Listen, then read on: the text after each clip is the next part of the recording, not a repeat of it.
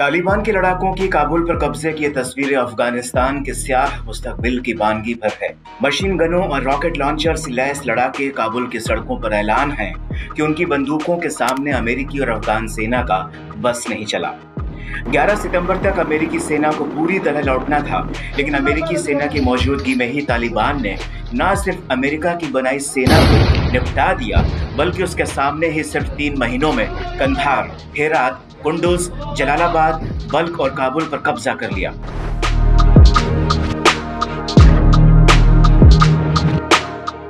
तालिबान छाती ठोक कर कह रहा है कि उसने अमेरिका को हरा दिया। अमेरिका के लिए यह हार शर्मनाक है, क्योंकि जिस तालिबान को उसने 20 साल पहले सत्ता से उखाड़ फेंका था, वही तालिबान अब अफगानिस्तान पर अमेरिका की आंखों के सामने दोबारा कब्जा कर चुका है।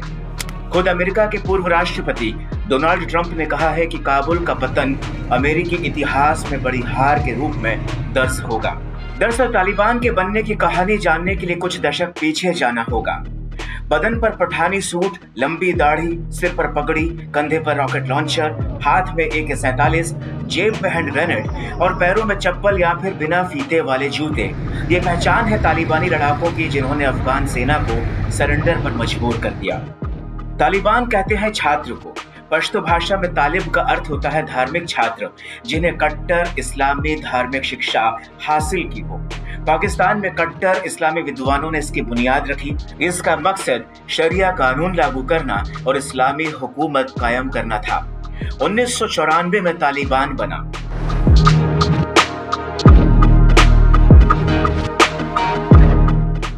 लेकिन इसकी बुनियाद का बीज 1979 में अफगानिस्तान में सोवियत संघ की सेना की एंट्री के समय ही पड़ गया था।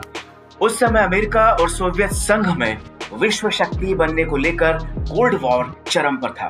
ऐसे में अफगानिस्तान में सोवियत संघ की सेना के खिलाफ अमेरिका ने बड़ी चाल चली। पाकिस्तान की मदद से मुजाहिदीनों को मोहरा बनाया।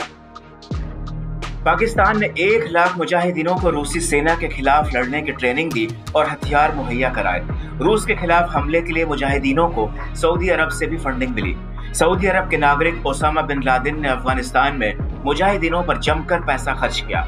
अफगानिस्तान में ही लादेन ने अल-कायदा की स्थापना की।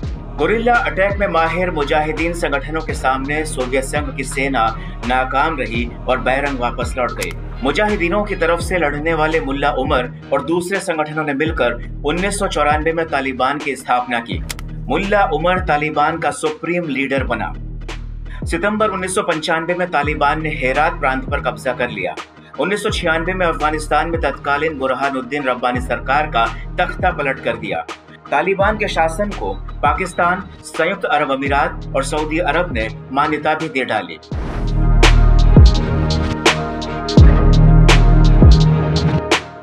सत्ता अपने हाथ में लेते ही तालिबान ने पूरे देश में एक इस्लामी धार्मिक कानून शरीयत लागू कर दिया। तालिबान के शासनकाल में सार्वजनिक फांसी, कोड़े मारना, चौराहे पर कत्लेआम और पत्थर मार मार कर मौत की सजा दी जाने लगी। पुरुषों को दाढ़ी रखने, महिलाओं के लिए बुर्का और बिना पुरुषों के घर से बाहर न निकलने का फरमान जारी हुआ। तालिबान ने सिनेमा और संगीत पर रोक लगा दी।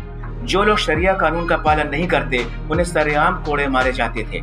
तालिबान दुनिया की सुर्खियां तब बना जब अफगानिस्तान में बामियान बुद्ध की प्रतिमाओं को तोप से उड़ाया गया। लेकिन तालिबान की सत्ता पर 11 सितंबर 2001 की घटना ग्रहण बनकर आई। 11 सितंबर को अमेरिका के न्यूयॉर्क में ट्विन टावर पर अल-कायदा ने टेरर अटैक किया। अमेरिका ने तालिबान से अल-कायदा सरगना ओसामा बिन लादेन को सौंपने को कहा, लेकिन तालिबान ने इनकार कर दिया। नतीजतन अमेरिका ने अफगानिस्तान पर हमला कर तालिबान को उखाड़ फेंका। तालिबान को सत्ता से रोकने के लिए अमेरिका 20 साल तक अफगानिस्तान पर काबिज रहा, लेकिन 20 साल बाद भी तालिबान खत्म नहीं हुआ।